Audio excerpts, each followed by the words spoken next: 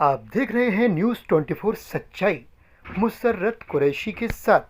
हमारी नई नई और ताज़ा खबरें देखने के लिए आप हमारे चैनल को सब्सक्राइब ज़रूर कर लें, क्योंकि आपका एक एक सब्सक्राइब हमें सच दिखाने की हिम्मत देता है।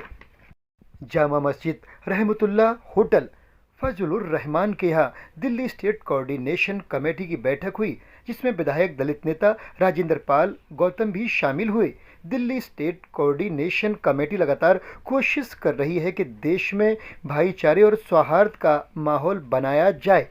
बताते चले 19 सितंबर 2023 को Islamic culture centre Delhi state coordination committee ने सौहार्द सम्मेलन किया था, जिसमें नूह और देश के कई अलग अलग हिस्सों से खास पंचायतों और किसान नेताओं के साथ साथ पूर्व राज्यपाल सत्यपाल मलिक को भी सम्मानित करने का काम सिर्फ इसलिए किया गया क्योंकि उन्होंने नूह के अंदर मुस्लिमों पर हो रही ज्यादती पर अपना विरोध जताया और मुस्लिमों का साथ दिया।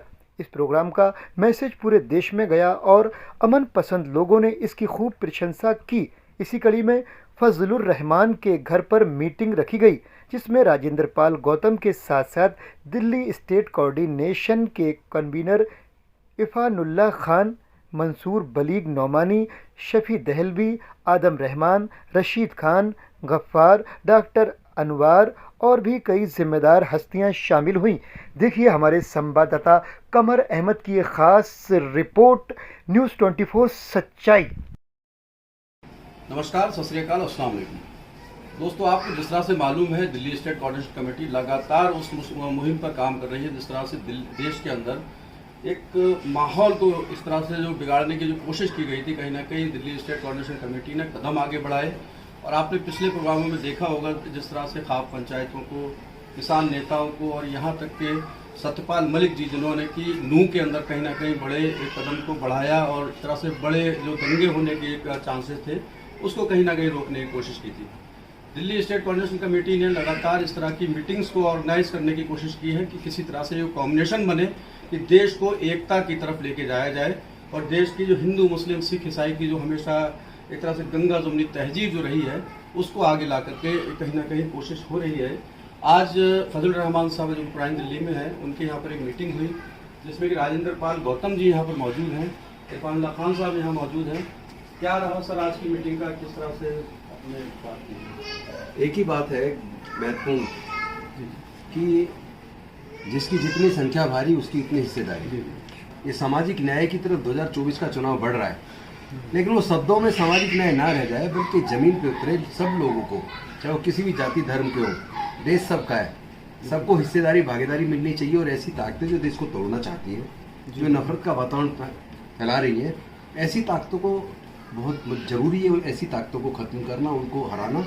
उसके लिए जरूरी है अच्छे लोग सब एकजुट हो जाएं, तो बुरे लोग अपने आप ही से कम मात्रा में रह जाएंगे और उनकी हार हो जाएगी। तो ये एक भाईचारा बढ़ाने का मामला नहीं है केवल, बल्कि साथ में हिस्सेदारी भागीदारी का भी मामला है। सभी को, कोई किसी भी जाति धर्म का हो, सबको उनका हिस्सा हक मिलना चाहिए।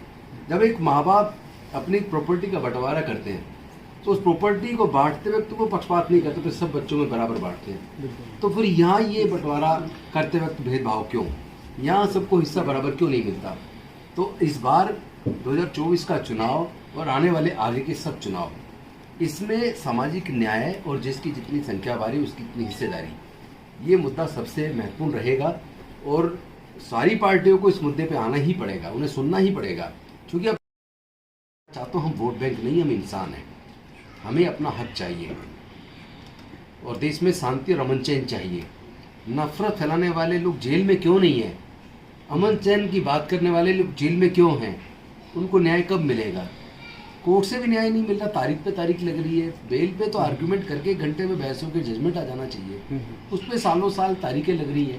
तो किधर जा रहा है देश? तो मैं चिंतित हूँ इस बात को लेकर। हम सब लोग मिल के, सब लोग इस पे काम करने के लिए तैयार हैं कि हमें किसी भी तरीके से सबको एकजुट करना है और अपने सामाजिक न्याय के मुद्दे को मजबूती से हम लोग आगे बढ़ाएंगे। और सबकी एजुकेशन, कोई किसी लेवल तक की एजुकेशन लेना चाहे या कोई गंभीर बीमार हो जाए, उसको कोई भी इलाज, मैं समझता हूँ ये दो चीज जिम्मेदारी तो कम से कम सरकार को निभानी चाहिए कि बीमार का इलाज करा दे। और कोई बच्चा पढ़ना चाहता है, उसमें इच्छा है पढ़ने की, तो उसको पढ़ने दो ना। उसके माँ बाप को चिंता क्यों हो कि उसका पैसा कहाँ से आएगा खर्च? ये तो सरकार की जिम्मे, सरकार को चुनते हैं किस लिए हम? अगर सरकार हमारे बच्चों की पढ़ाई का खर्च भी नहीं उठा सकती फिर ऐसी सरकार की हमें जरूरत क्या है? अगर हमारे इलाज का खर्च नहीं उठा सकती तो ऐसी सरकारों की भी हमें जरूरत क्या है? तो मुझे लगता है कि देश के जो मूल निवासी लोग हैं, जो देश का जो मेहनत का समाज है, SC ST OBC और माइनॉरिटी विशेष तौर पर, तो उन सबको एकजुट होकर अभी सामाजिक न्याय की बात को बढ़ाना है। उसी के लिए हम लोग यहाँ बैठे थे और मैं समझता हूँ दिल्ली इसके बहुत स्टेट अच्छे कोऑर्डिनेशन परिणाम आने कमेटी वाले हैं। हमेशा राजनीति से हटके कहीं ना कहीं ज़मीनी स्तर पे जो कॉम्बिनेशन बनाने की जो कोशिश करती रही है। राजनीति मैं करूँ, खास तौर राजनीति अपनी जगह है, पर राजनीति तब कामयाब है जब समाज कामयाब है। अगर समाज एकजुट नहीं है, समाज ताकतवर नहीं है, तो राजनीतिक में बैठे हुए लोग हमेशा समाज का दुरुपयोग करेंगे और अपना फायदा उठाएंगे।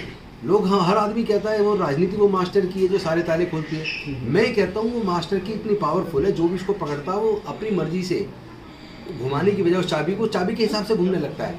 इसलिए एक ग्रिप की जरूरत है, मजबूत ग्रिप, और वो मजबूत ग्रिप होता है समाज। हमें सामाजिक शक्ति का निर्माण करना ताकि राजनीति को भी कंट्रोल कर सके। अगर सामाजिक शक्ति का निर्माण नहीं किया और सीधी सत्ता में आ गए तो फेल हो जाने वाले हैं। बिल्कुल सच्चाई है। जिस तरह से दिल्ली स्टेट कोऑर्डिनेशन कमेटी ने एक तरह से जो सौहार्द सम्मेलन कायम किया था एक तरह से इस्लामिक कल्चर सेंटर में, मैं समझता हूँ जो कि नूह के अंदर एक बड़ा हादसा होने से टला था, जो वो कहीं ना कहीं इस समाज को बांधने की मकसद से ही वो प्रोग्राम किया गया और देश भर में उसका एक बड़ा मैसेज गया। उसकी कड़ी, क्योंकि आज जो मीटिंग ऑर्गेनाइज हुई है, मैं समझता हूँ उसको अगला कदम जो है कह सकते हैं। इरफान खान साहब जो है इसका एक तरह से कन्वीनर हैं हमारे इस दिल्ली स्टेट कोऑर्डिनेशन कमेटी के। क्या कहेंगे सर आज का? क्या मैं सबसे पहले तो शुक्रगुजार हूँ राजेंद्र पाल गौतम साहब का कि वो यहाँ तशरीफ़ लाए हमारी दावत पर, और हम भी इसी में लगे हुए हैं कि ये सद्भावना और सम्मेलन जिस तरह हमने किया था वो सद्भावना और बढ़े, एक्सपेंड हो और उसका दायरा बढ़े। तो मुझे लगता है कि आज राजेंद्र पाल गौतम साहब के आने से और जो उनका मिशन है उसमें हम लोग अगर जुड़ेंगे तो ये कारनामा बहुत बढ़ जाएगा और इंशाअल्लाह ताला ग्राउंड पर भी नज़र आएगा कि हम सामाजिक न्याय जो चाहते हैं, सामाजिक गठबंधन चाहते हैं, इस देश में भाईचारा चाहते हैं, उसमें बहुत तक़वियत मिलेगी। तो हम लोग बिल्कुल पूरी तरह साथ हैं और आपस में बैठकर तय करेंगे कि किस तरह से ये गठबंधन और मजबूत हो सकता है। सर एक लास्ट सवाल है, शॉर्ट में आपसे पूछना चाहूँगा। मिशन जय भीम जो कि राष्ट्रीय बौद्ध एवं बहुजन सम्मेलन जो आप 3 दिसंबर को कर रहे हैं, क्या मैसेज है इसका मुस्लिम कम्युनिटी और बाकी जितने भी माइनॉरिटी है सब साथ में आने वाली है? ये समझ लीजिए SC ST OBC और माइनॉरिटी को मिला के बहुजन समाज बनता है। उस SC ST OBC और माइनॉरिटी सबको एकजुट करना है और उनके जो मुद्दे हैं, उनके समाज से जुड़े जो मुद्दे हैं जिससे उनके समाज का विकास जुड़ा हुआ है, उन मुद्दों पे हम लोग देश के का ध्यान आकर्षित करना चाहते हैं, देश की सरकारों का ध्यान आकर्षित करना चाहते हैं और उनको बताना चाहते हैं कि आप हमें बेवकूफ़ बनाना बंद करो। अब इन मुद्दों पे आपको बात करनी पड़ेगी, इन मुद्दों से हटके हम आपको जाने नहीं देंगे। यही विषय है बेसिकली 3 दिसंबर का, और इस पर हम बहुत मजबूती के साथ एक बड़ी रैली का आयोजन कर रहे हैं और पूरे देश में बड़ा संदेश देंगे। बिल्कुल राजेंद्र पाल गौतम जी जो कि एक तरह से बड़ा प्रोग्राम ऑर्गेनाइज करने की जो 3 दिसंबर की तारीख बता रहे हैं अभी, एक तरह से दिल्ली स्टेट कोऑर्डिनेशन कमेटी भी उस प्रोग्राम में शामिल रहेगी और इसी तरह से देश के जो लोग एक तरह से जो चाहते हैं कि एक तरह से हमारा देश का माहौल एक तरह से एकता की तरफ जाए, हम लोग एक साथ मिलकर के जैसे रहते आए हैं उसको लेकर के चलें, कहीं ना कहीं उसका एक मैसेज पूरे देश को देने के मकसद से ये प्रोग्राम